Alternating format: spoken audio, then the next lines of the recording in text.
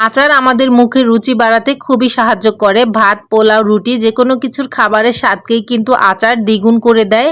আর রসুনের আচার তো আমাদের শরীরের জন্য খুবই উপকারী। তো এখানে একটা মশলা তৈরি করে নিচ্ছি।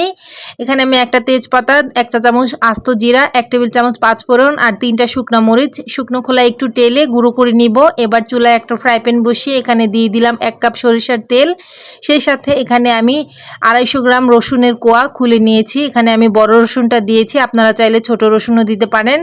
সেই সাথে এখানে আমি ১ চা চামচ পরিমাণের আস্ত পাঁচফোড়ন দিয়েছি। এখন তেলটা গরম হয়ে গেছে। এখানে আমি দিয়ে দিলাম ৮-১০টার মতো শুকনা মরিচ। এই শুকনা মরিচগুলো আমি একটু শুকনো খোলায় টেলে নিয়েছিলাম।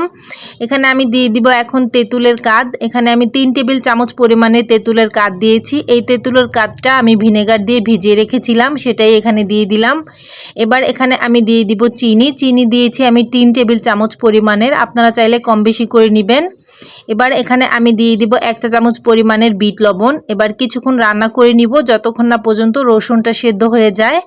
রসুন সেদ্ধ হয়ে গেলে এখানে আমি যেই মশলাটা আগে গুঁড়ো করে রেখেছিলাম সেই মশলাটাই এখন দিয়ে দিব। দিয়ে ২-৩ মিনিটের মতো রান্না করে নিব, তাহলেই কিন্তু আচারটা রেডি হয়ে যাবে। আর রসুনের আচারটা কিন্তু তেলের ভিতরেই ডুবানো থাকে। তো খুব সহজেই কিন্তু এই রসুনের আচারটা তৈরি করা যায় বাড়তি কোনো মশলার ঝামেলা ছাড়াই। এভাবে বানাতে পারেন।